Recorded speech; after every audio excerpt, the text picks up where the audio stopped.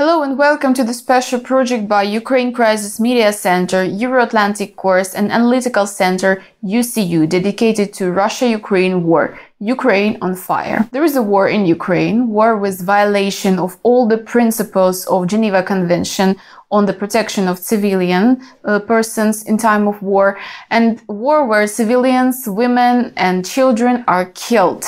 A war where bombs are dropped on maternity hospitals and kindergartens. Ukraine needs weapons not only to win, but to reduce the killing of civilians. We asked Oleksandr Senkevych, the mayor of the city of Mykolaiv, to tell us about the consequences of Russian attacks and the nature of the biggest destructions and casualties in the city.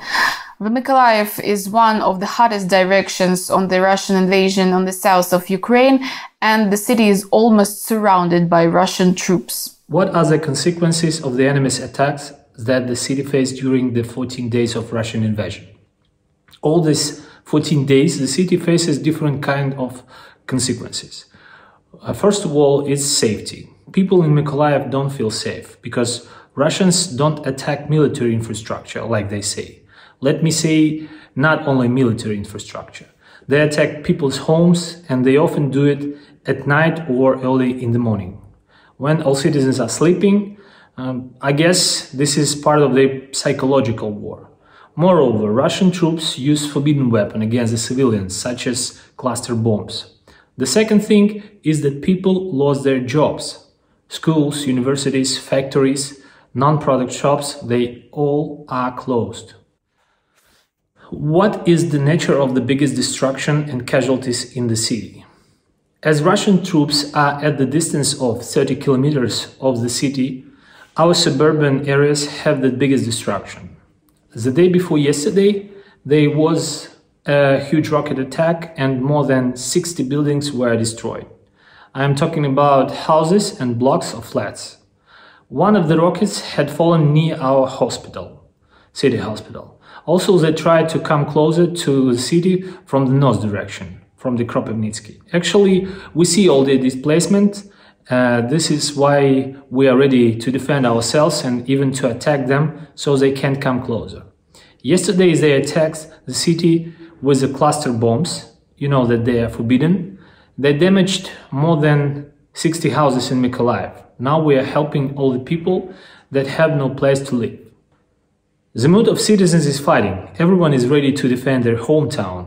At this moment, we need a lot of helmets and bulletproof vests for our territorial defense troops.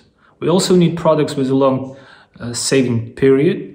We still need a heavy weapon that will be able to attack tanks and heavy weapons of Russians.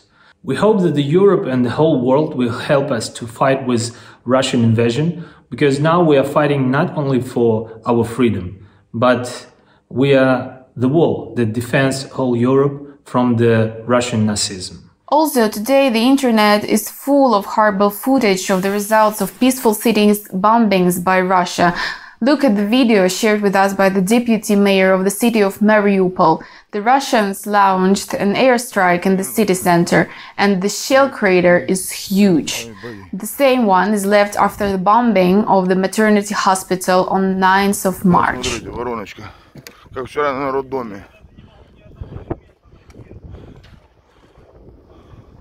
А вот наши ребята уже проверяют. Нормально пароли. Вот. Косоглазые фашисты, блядь. Центр города. Центр города, драмтеатр рядышком. Самая сильная армия в мире. Какая нахер она сильная? Ukrainian officials are trying to do their best to argue our foreign partners, in particular NATO allies, to close the sky over Ukraine and provide more military help. Ivanna Klympush-Tsintsadze, MP and the head of the Committee for Integration of Ukraine to European Union, calls upon world leaders not to be afraid of Putin and protect the future of Europe. She underlines that right now Russia is threatening all the civilized world. Let's listen to her speech. Dear friends, Ukraine is on fire.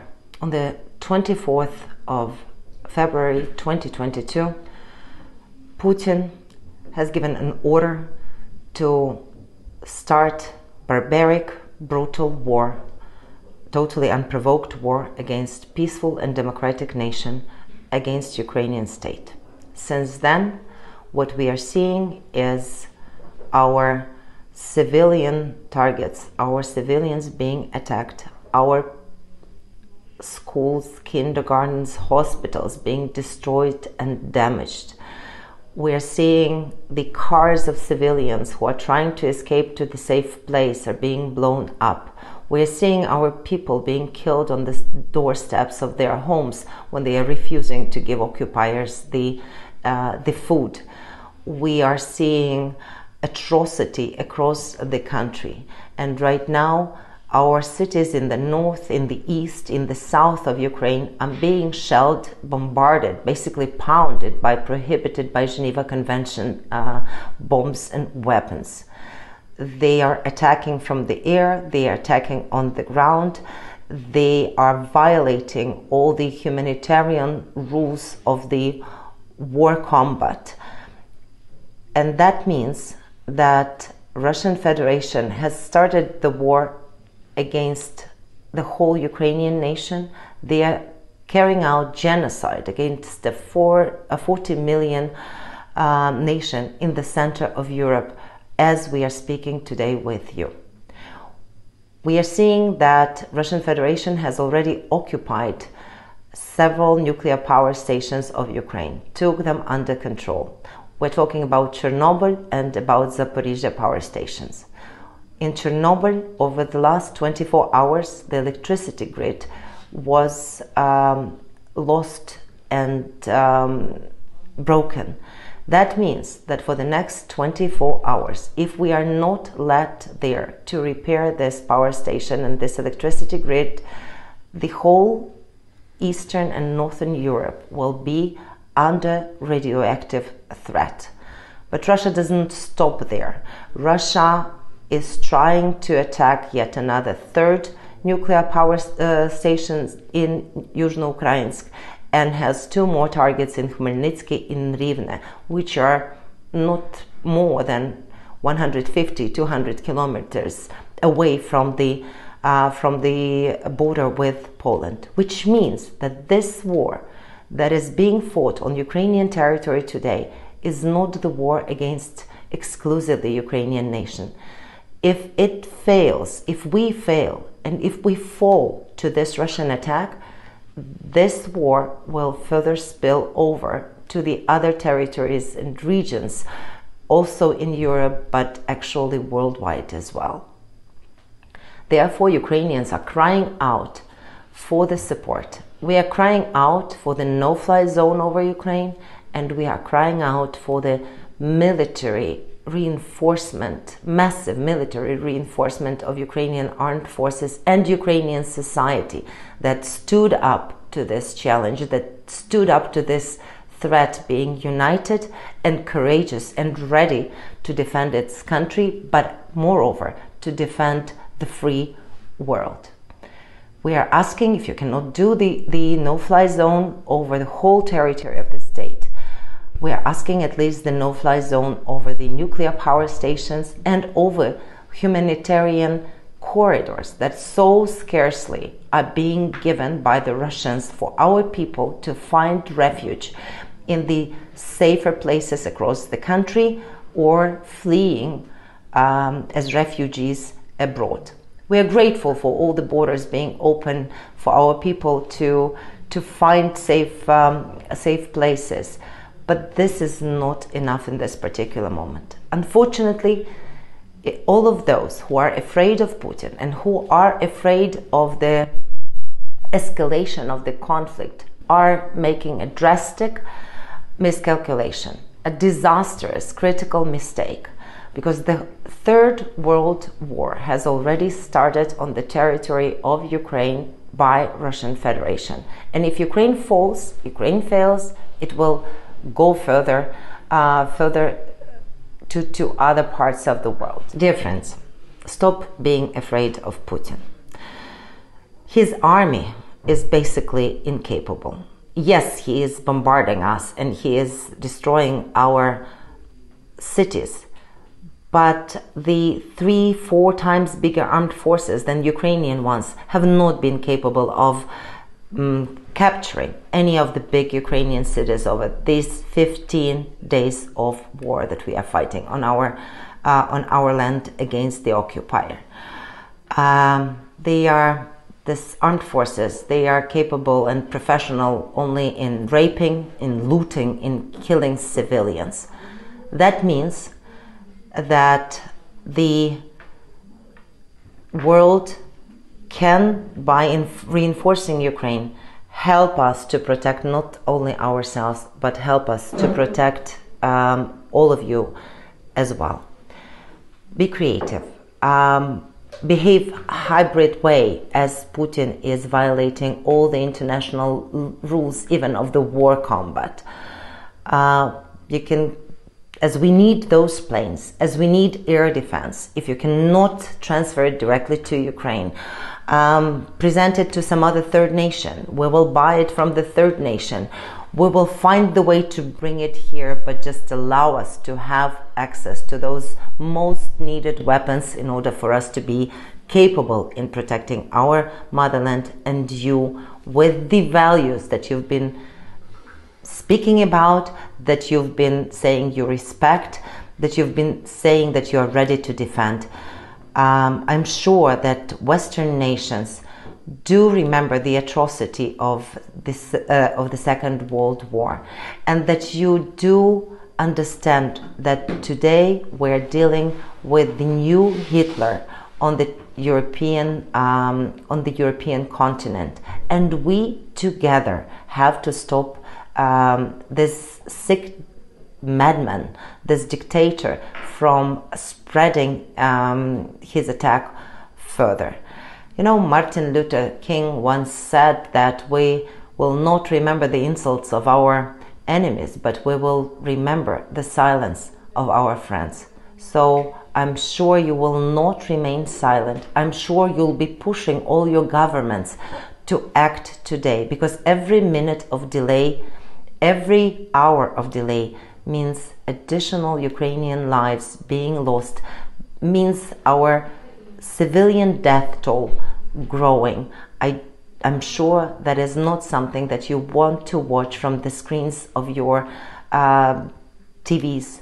I'm sure you want to ensure that this is not happening. You were saying never again. That never again is happening today. So it's up to us whether we will live up to our promises, whether we will live up to our beliefs after the Second World War, and whether we will help Ukraine to protect itself and to actually protect the free world. We are counting on you. Give us weapons, a lot, air defense, anti-tank missiles, anti-rocket missiles, protective gear. That is something that will save Europe from the war. Thank you. Of course, Ukraine has friends among European countries who are actively promoting the idea of providing full protection of the Ukrainian sky. In particular, the Baltic countries understand better than anyone what it means to have a neighbor like Russia. Marko Michelson, chairman of Foreign Affairs Committee of Estonian Parliament, calls the actions of Russia on the territory of Ukraine a genocide. We have his unique appeal to, as he said, friends of free and democratic Ukraine. Dear friends of free and democratic Ukraine, I would like to share my sincere thoughts and appeal to you for help. Today, entire Ukrainian nation fights for their freedom. They do it bravely and with huge courage. We have seen how they have been able to stop this brutal aggression launched by the Russian Federation against their nation. They're fighting not only for a future of their own children or for a future of Ukraine, but they fight also for our freedom. They fight to sustain and to defend world order, which actually has helped us to prosper. As a young journalist, I worked in mid-90s in Chechnya during first war of Chechnya.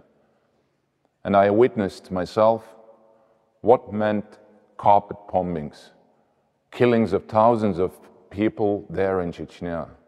And this wasn't the war against enemy, it was Russian war against their own people.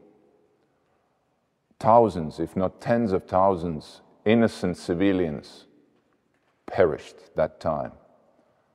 And the world was silent. Maybe somebody thought that this was internal matter of Russian Federation, and there were probably higher hopes that democracy, end of the day, will prevail in Russian Federation. But this wasn't the case. This actually helped to create feeling of impunity among Russian leaders. What we saw war crimes, not only in Chechnya, but they followed in Georgia in 2008, in Syria, in Ukraine. If we think for a little moment, what is the main aim of Russian aggression against Ukraine? We must be terrified. Russian leaders call to denazify the entire Ukrainian nation. What that means? That means actually that they're going after extermination of every single person who doesn't agree being under Russian rule. This is genocidal war. Unfortunately, we already see that more than 2,000 civilians have been killed, among them more than 50 children. Maternity houses, hospitals, elderly houses, schools are destroyed in massive scale in many cities. Russians bombing those civilians who try to evacuate from encircled cities like Mariupol, Kharkiv, Sumy, Chernihiv, Irpin. I call you, dear friends and allies, to support Ukraine today, not only diplomatically, not only in the words of solidarity, but in real deeds. Please listen, Ukrainians who ask specific weaponry, specific help. We need to do everything to supply them what they ask. In Estonian Parliament, in coming days, we actually are going to pass a resolution where we ask members of United Nations to start immediate coordination in order to stop this genocide in Ukraine launched by Russian Federation, and to really think seriously, is there any opportunity to create no-fly zones above Ukraine in order to safeguard people and also, for instance, nuclear facilities, which can be danger for all of us. But Ukraine is fighting and will prevail. I have met throughout several years many of Ukrainian soldiers and defenders, officers, and I've always amazed how brave they are and how calm they are. And we see their efforts today to stand against this barbaric aggression is going in the right direction. But we know they need help.